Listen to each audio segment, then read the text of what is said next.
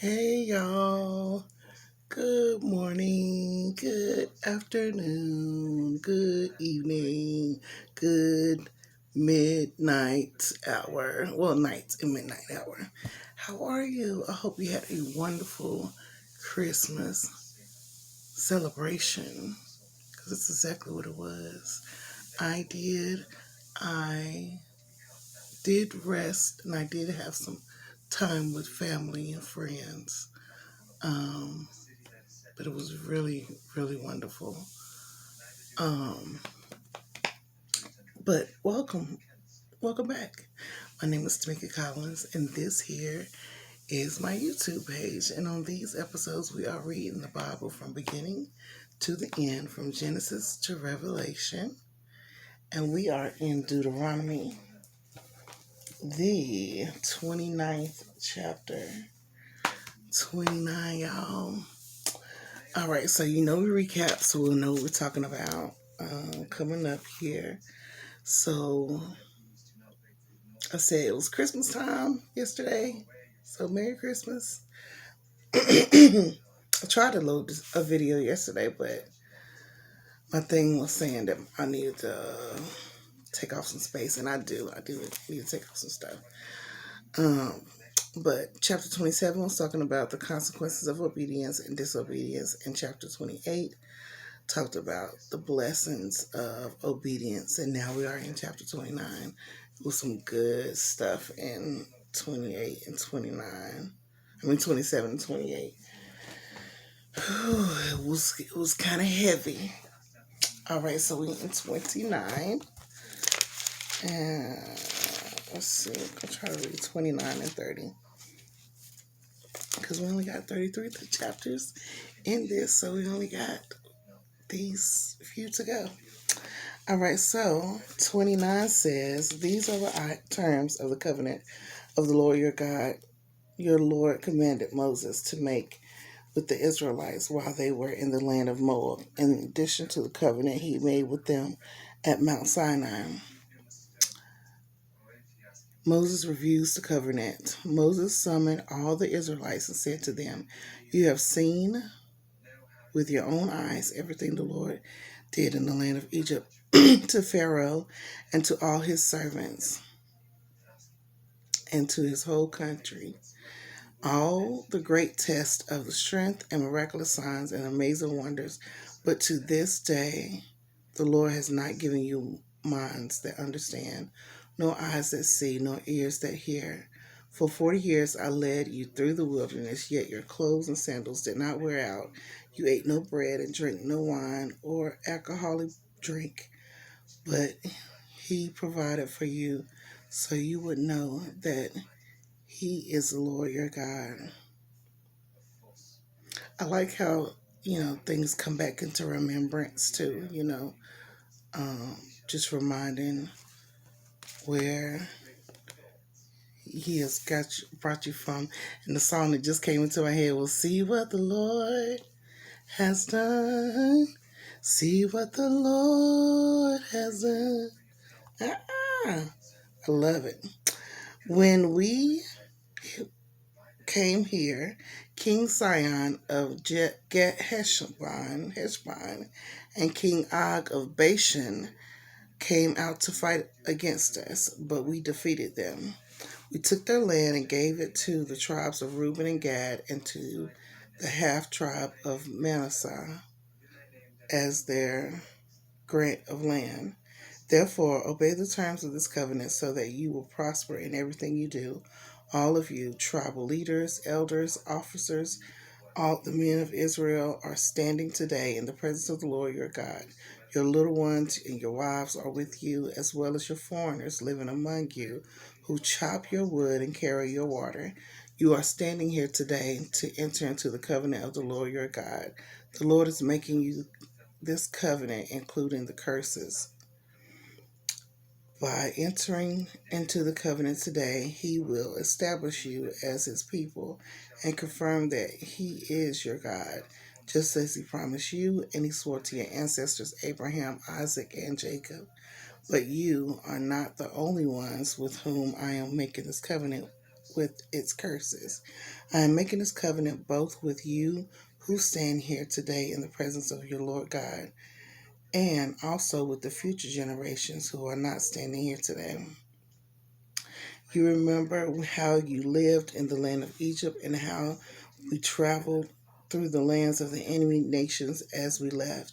You have seen their detestable practices and their idols made of wood, stone, silver, and gold.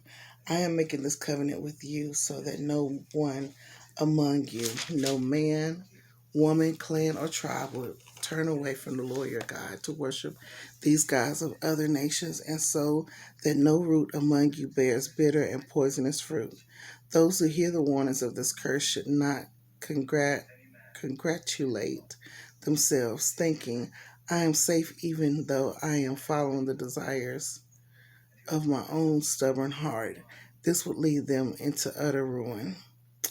The Lord will never pardon such people. Instead, his anger and jealousy will burn against them. All the curses written in this book will come down on them, and the Lord will erase their names from under heaven. The Lord will separate them from all the tribes of Israel to pour out them all the curses of the covenant recorded in the book of instruction. Then the generations to come, both you and your descendants and the foreigners who come into the distant land, will see the devastation of the land and the diseases that the Lord has inflicted on it. They will exclaim, the whole land is devastated by sulfur and salt. It is a wasteland with nothing planted and nothing growing, not even a blade of grass. It is like the cities of Sodom and Gomorrah, Admah and Zeboim, which the Lord destroyed in his intense anger. And all the surrounding nations will ask, why has the Lord done this to this land? Why is he so angry? And the answer will be, this happened because the people of the land abandoned the covenant that the Lord God of our ancestors made with them when we brought them out of the land of Egypt, when he brought them out of the land of Egypt. Instead, they turned away to serve and worship gods they had not known before, gods that were not from the Lord. That is why the Lord's anger has burned against this land, bringing down on it every curse recorded in this book. In great anger and fury, the Lord uprooted his people from their land and banished them to another land where they still live today. The Lord our God has secrets known to no one. We are not accountable for them, but we and our children are accountable forever for all that he has revealed to us, so that we may obey all the terms of these instructions. Y'all, this is so us right now. It's so us. God is angry. He is very upset. We are we are going against his will. We are doing self. We're not listening to his word. We're not following his word. And we're just thinking about us, and it's all about me. Ooh, he's angry. He is not pleased. Not pleased. Chapter 30.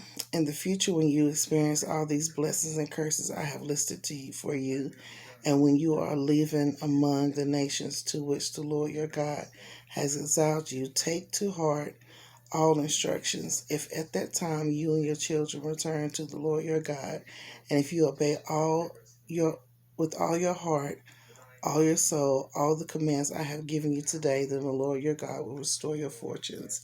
He will have mercy on you and gather you back from all the nations where he has scattered you. Even though you are banished to the ends of the earth, the Lord your God will gather you from there and bring you back again. The Lord your God will return you to the land that belonged to your ancestors, and all you will possess, and you will possess that land again. Then he will make you even more prosperous and numerous than your ancestors. The Lord your God will change your heart and the hearts of all your descendants, so that you will love him with all your heart and soul, and so you may live. The Lord your God will inflict all these curses on your enemies and on those who hate and persecute you. Then you will live again and obey the Lord and keep all his commands that I am giving you today. The Lord your God will make you successful in everything you do. He will give you many children and numerous livestock, and he will cause your fields to produce abundant harvest. For the Lord will again delight in being good to you, and he was to your as he was to your ancestors. The Lord your God will delight in you if you obey his voice and keep his commands and decrees written in this book of instruction. And if you turn to the Lord your God with all your heart, the choice of life and death. Verse 11. This command I am giving you today is not difficult for you, and it is not beyond your reach. It is not kept in heaven, so distant that you must ask, who will go up to heaven and bring it down so we can hear it and obey it? It is not kept beyond the sea, so far away that you must ask, who will cross the sea to bring it to us so we can hear it and obey? No, the message is very close at hand. It is on your lips and in your heart so that you can obey it. Now listen, today I'm giving you a choice between life and death, between prosperity and disaster. For I command you this day to love the Lord your God and to keep his commands, decrees, regulations by walking in his ways. If you do this, you will live and multiply, and the Lord your God will bless you in the land you are about to enter and occupy. But if your hearts turn away and refuse to listen, and if you are drawn away to serve and worship other gods, then I warn you now that you will certainly be destroyed. You will not live a long good life in the land you are crossing the Jordan to occupy. Today I have given you the choice between life and death, between blessings and curses. Now I call on heaven and earth to witness the choice you make. Oh, that you would choose life so that you and your descendants might live. And you can make this choice by loving the Lord your God, obeying him, and committing yourself firmly to him. This is the key to your life. And if you love and obey the Lord, you will live long in the land of God that the Lord have that the you will live long in the land the Lord swore to give your ancestors Abraham, Isaac, and Jacob. Then it has a little side note. It says the change in leadership, Moses' last days, which is going to be 31 through 34. These is his last days. So I'm guessing Moses is going to pass in these last few chapters. Oh, Moses. But it says, realizing that he is about to die, Moses commissions Joshua, records the laws in a permanent form, and teaches a special song to the Israelites. Thus, Moses prepared the people for his departure. Similarly, we should not allow others to become dependent on us for their spiritual growth, but should help them to become dependent on God. That's exactly right. That's why it says, study to show that thyself approved, so that you will know and you will keep this word in your heart, and you will be able to follow his commandments, God's commandments and his teachings, and be able to help others get there too. And that's what I'm trying to do too. I'm trying to get there, and I'm trying to help you get there. Right? We're trying to help each other get there. So we got 34 chapters in here. So let's be helpers to one another and stop all this foolishness and mayhem. We're supposed to be here to help each other and to build each other up and love each other and do what God has asked us to do.